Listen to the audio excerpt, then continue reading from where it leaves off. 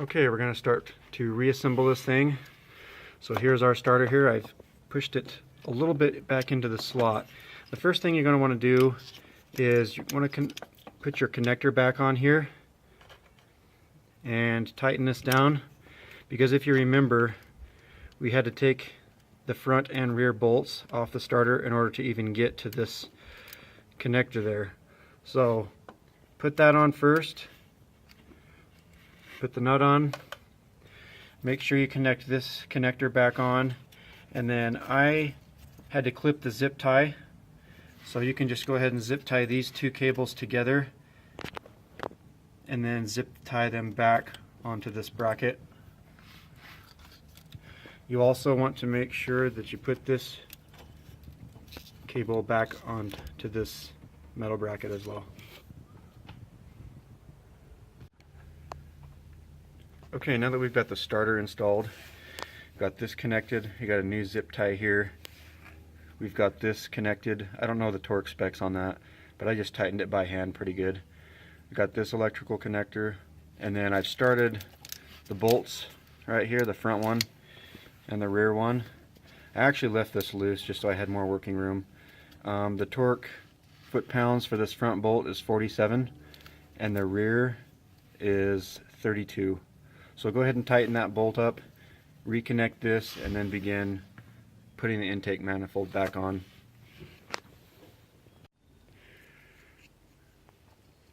Okay, after everything is torqued down and the starter has been installed, go ahead and put the gasket. I'm going to reuse mine after cleaning it. It is suggested though that you just get a brand new gasket to put on there. So I'll put this gasket on, and then put the intake manifold back on.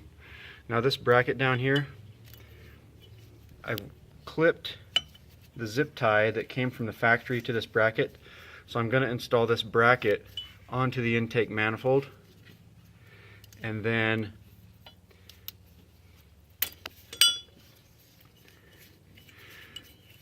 so this is going to go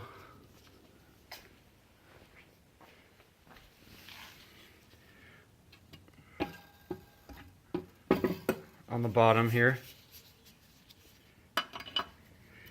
with a nut, and then I will attach this bracket to the engine and then just use a brand new zip tie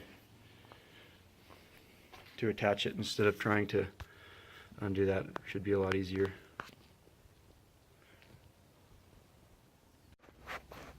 Okay, so here's that bracket installed. I don't know the torque specs on it, but I just tightened it pretty good with my hand. This is a 12 millimeter for this bolt. So if you remember, I had a mirror right here going up.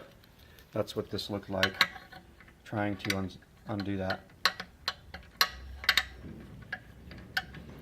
If you can see well enough, you could probably just try and clip that zip tie, but I wasn't confident enough to try and clip it with the limited visibility I have, and I didn't want to nick the wires or anything like that. So anyways, that's installed there, and we'll go ahead and slide this in and begin putting our intake manifold bolts back in, starting with the center one.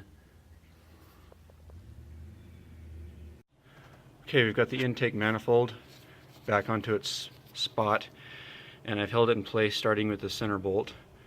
You may want to use a mirror to help you attach this electrical connector back onto that little bracket right there I'm pointing at.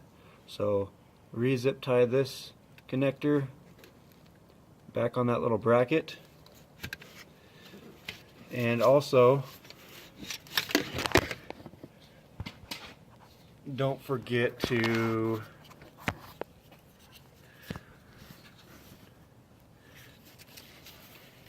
put your bolt right there on that bottom bracket. So if you remember that bracket we attached, that black one, there's a bolt that needs to go down there too. So don't forget that. And then once we start torquing these bolts and nuts down, They're going to be 16 foot-pounds starting in a crisscross pattern. I'm going to start with this one. Then I'll probably go over here and then tighten one up here and then over here and down there, and just kind of go around until you've hit 16 foot-pounds. Okay, after you have the bolts and nuts torqued down on the intake manifold, go ahead and secure this bolt to the clamp. That'll hold these hoses in place. Then attach the vacuum line hose back onto the intake manifold right there. Attach this hose back on. And then attach this hose as well.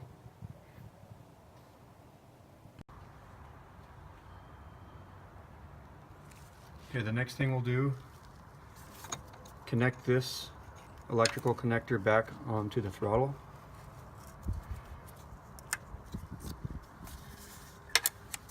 Connect the shorter hose back onto the throttle body right here. And then the longer one, connect right here. Okay, after you've connected your hoses to the throttle body and connected your electrical connector right there, we're going to attach this bracket back onto the intake manifold. So I've put pieces of tape here to kind of help the order of things. So number one, put that bolt back in there, and that will secure this piece to the intake manifold. Then this tube slides into there. Next, you want to slide this tube back onto the throttle. After that, secure that bolt into this bracket right there, and that connects this to the throttle. So screw that in. Next, plug this electrical connector back in. After that, down here,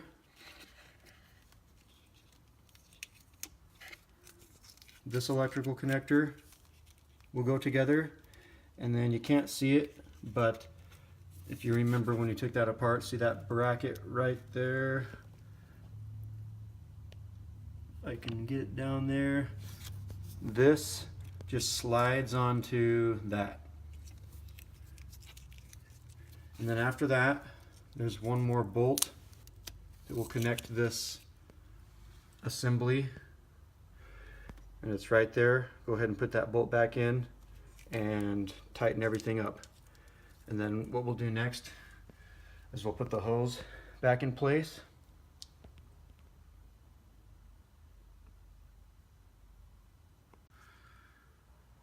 Okay, we're going to go ahead and put our hose back in. It's easier if you put this end on first and then swivel it after it's flush, because we're going to have to connect this and this. So as you swivel it, it'll just slide, doing this one-handed, into place after you swivel it, and that'll connect there. And then we will connect this hose to this right here, so that will slide onto that. And then this, you can't see it. See if I can just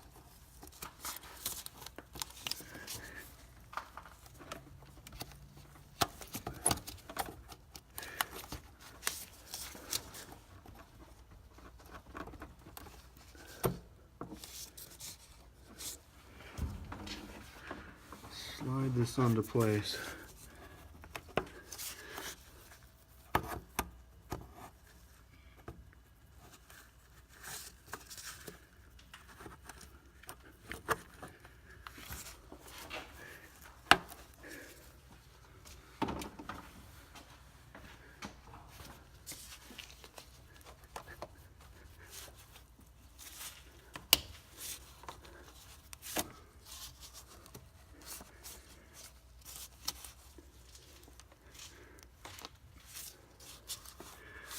Not too bad one-handed, I guess.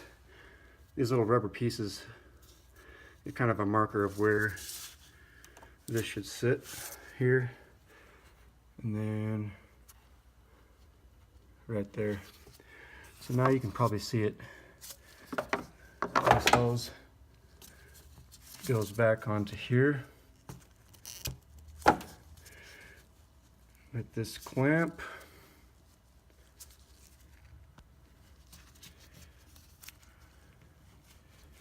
Like I said, one-handed, so I'll do that off camera. And then this piece goes back into there just like that.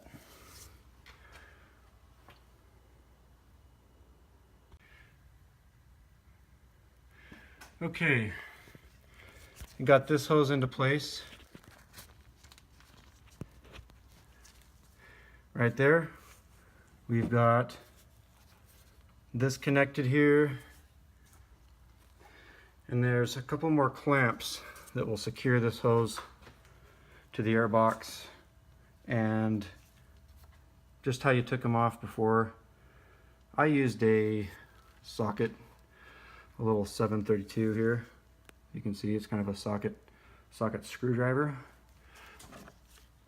and you slip it in there and tighten it all the way until it stops right there, until this meets the other side. But if you've taken it off, you already know what to expect. There's another one down here. So all there is left to do now is connect your negative battery terminal right here, and then you're going to connect or put your cover on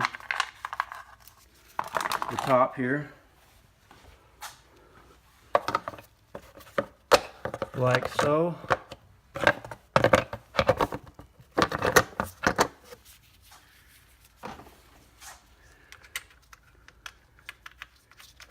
Put the two that's on the end there.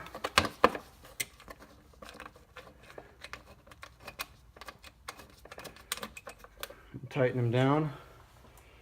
And then before you start the car, just go over everything you can visually, check your work, make sure you accidentally haven't left a hose off or an electrical connector. Just go through and check everything real good, and then go ahead and start your car, and everything should work out. After I connect these, we'll start it and see just how good my rebuild did.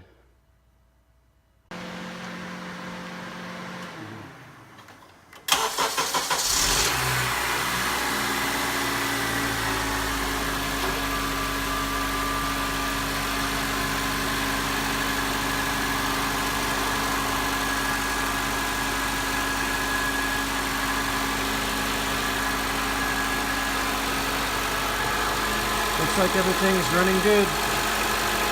No leaks.